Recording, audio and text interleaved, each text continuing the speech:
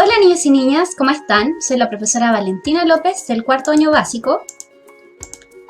Les doy la bienvenida a este video donde vamos a repasar y retroalimentar lenguaje. El objetivo es reforzar los aprendizajes para la prueba sumativa. Vamos a ver. El primer contenido que vamos a ver es el poema. ¿Qué sabes tú de los poemas? Ya, lo primero que tenemos que ver es la comprensión de un poema. ¿De qué manera se hace? De esta forma vamos a comprender e interpretar el lenguaje figurado de un poema. El poema que vamos a comprender se llama El caracol, la luciérnaga y el grillo, y es de Fernando Luján. Escucha con atención. Qué dichoso el caracol, que tiene un casco de vidrio y duerme bajo el sol. Más dichosa es la luciérnaga, que por las noches se alumbra con una verde linterna.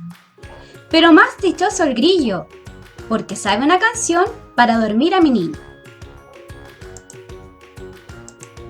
Vamos a recortar las partes de un poema. El título sería El caracol, la luciérnaga y el grillo. El autor, Fernando Luján. El verso es cada línea del poema, por ejemplo, para dormir a mi niño. Y la estrofa es un conjunto de versos. Ahora vienen las preguntas de comprensión. ¿Qué permite al grillo destacarse? A. Su linterna. B. Su casco de vidrio. C. Su canción. O D. Su color. En relación al poema que acabamos de leer, ¿cuál sería la alternativa correcta? Muy bien, su canción. Pregunta número 2. ¿Crees que los animales pueden realizar las acciones que expresan los versos? ¿Por qué? Vamos a volver a la diapositiva anterior para poder comprender si estos animales pueden hacer esas acciones que expresan. Por ejemplo, el caracol tiene un casco de vidrio y duerme bajo el sol. Tenemos que recordar que el poema tiene un lenguaje figurado. No es que tenga un casco específicamente de vidrio, sino que hace alusión a su caparazón. Y duerme bajo el sol, ya que los caracoles siempre se ubican en las plantitas, toman sol, se alimentan, ¿cierto? En el caso de la luciérnaga efectivamente tiene una luz, ¿ya? Que alumbra. No es que quiera decir que tenga una verde linterna, sino que esta frase hace alusión a la luz que ella se emite. Y el grillo, se sabe una canción, nosotros a veces escuchamos a los grillos y es como que si cantara. Muy bien, entonces, respondiendo a esta pregunta, la número 2, sí pueden hacer ciertas acciones porque a través del poema, con su lenguaje figurado, expresan ciertas características. Vamos a ver, si tuvieras que escribir un poema, ¿qué animal escogerías y qué características destacarías de él? Piensa en un animal del que te gustaría hacer un poema. En mi caso yo pensé en una golondrina, porque me encantan las golondrinas, me encanta que sus alas terminen en una V y aparte su canto y su forma de volar. ¿A qué parte del caracol hace alusión el siguiente verso? Que tiene un casco de vidrio. A sus ojos, B, a su caparazón, C, a su cabeza o D, a su cuerpo. Muy bien, la alternativa correcta es la B, a su caparazón. Y por último, ¿qué sentimiento despierta en ti este poema? ¿Por qué? Bueno, a mí me provoca admiración, porque tienen características muy valorables. Continuamos. Las características de los poemas son las siguientes. Estos son textos literarios que expresan emociones o ideas. Hacen uso especial de un lenguaje llamado lenguaje figurado. El lenguaje figurado es el uso de una palabra o expresión con un significado distinto al que habitualmente se le asigna, que es lo que tratamos de analizar en el poema. Les voy a dar unos ejemplos de lenguaje figurado para que ustedes se den cuenta de cómo se utiliza. tus ojos son dos grandes soles. Esta frase quiere decir que no es que tenga ojos de soles, sino que sus ojos son grandes y brillantes. La abeja voló como un rayo. Esta frase indica que la abeja voló muy rápidamente. Su piel de nieve y sus ojos de carbón. Esta frase quiere decir, por ejemplo, expresando un animal que tiene su pelaje muy blanco y sus ojos muy negritos. Tu cabello, hermosa cascada. Esto no quiere decir que una persona tenga una cascada de cabello, sino que hace alusión a la caída que tiene el pelo en este caso. Y el tiempo es oro. Esto indica que el tiempo es muy valioso. Espero que te haya quedado más claro el lenguaje figurado. Continuamos ahora con el segundo contenido para la prueba, que es el artículo informativo. ¿Qué es un artículo informativo? Nosotros estuvimos viendo en el texto escolar diferentes artículos que hacían referencia a animales. Como este, por ejemplo. El caracol. El caracol de jardín pesa unos 10 gramos y vive cerca de 6 años. Su nombre científico es Helix aspersa. Durante el día, los caracoles duermen encerrados en su caparazón. Por la noche se les ve activos consumiendo alimentos. Ellos requieren de una temperatura de aproximadamente 20 grados y de bastante humedad. El caracol se alimenta de hojas blandas y jugosas, en lo posible de color verde. Son muy golosos. Les encanta comer lechuga, plátano y sobre todo moras. Se reproduce por huevos que parecen pequeñas perlas blancas. El caracol los entierra en manojos de 60 a 80 huevos a unos 4 centímetros de profundidad. 3 semanas después, nacen los caracoles y permanecen bajo tierra unos días antes de salir a la superficie, tal como se ve acá en la imagen. En algunos países, el caracol es considerado un alimento muy completo y con el que se preparan platos exquisitos. Tiene muchas proteínas, minerales, vitaminas y poca grasa, ideal para deportistas.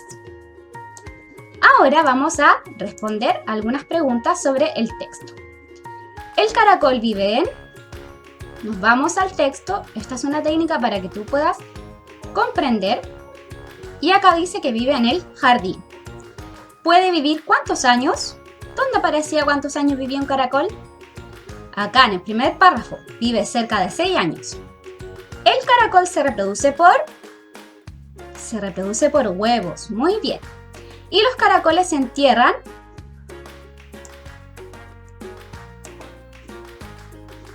de 60 a 80 huevos.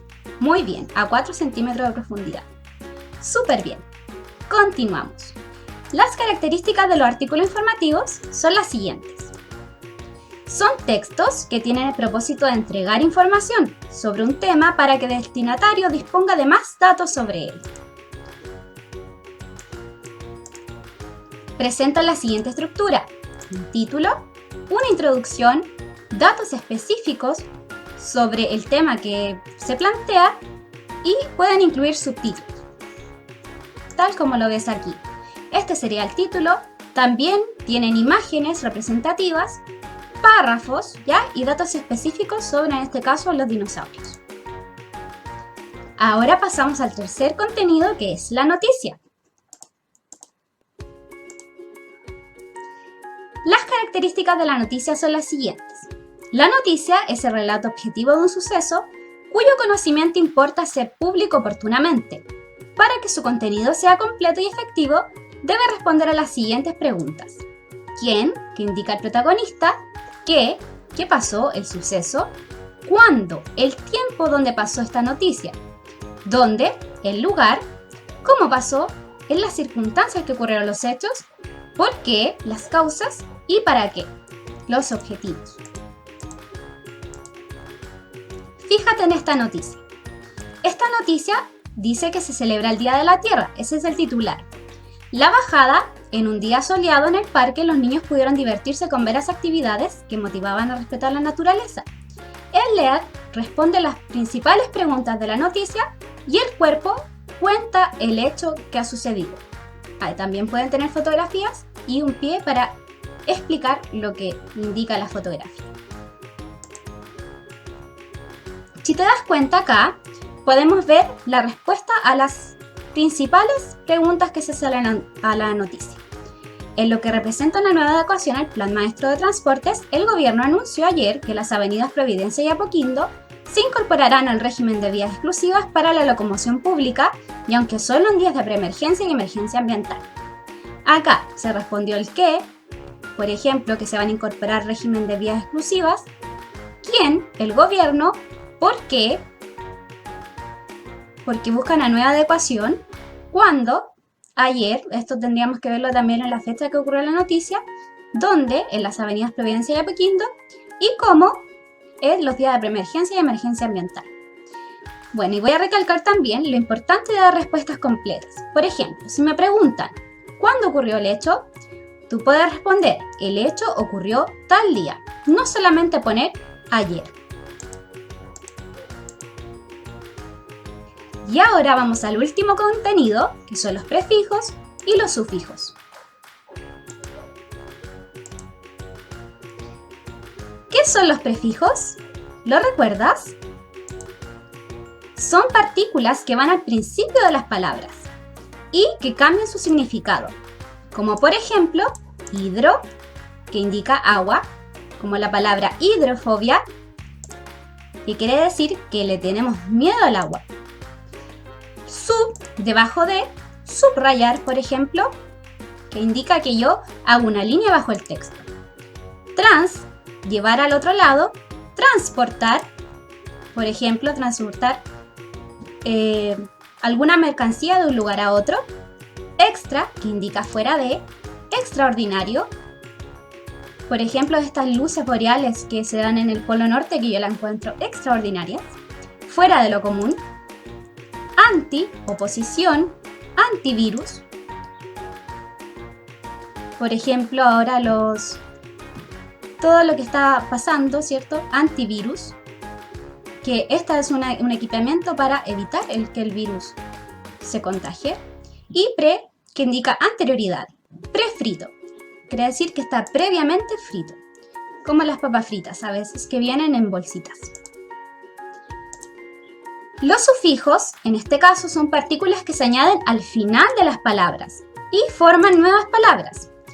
Existen los diminutivos, que indican un tamaño menor, como ito, ita, illo, illa, como de casa pasamos a casita, libro a librillo. Se agregan al final. Los aumentativos, que indican un tamaño mayor, on, ona, ote, ot, ota, aso, asa, como de taza a tazón, y del libro a librote.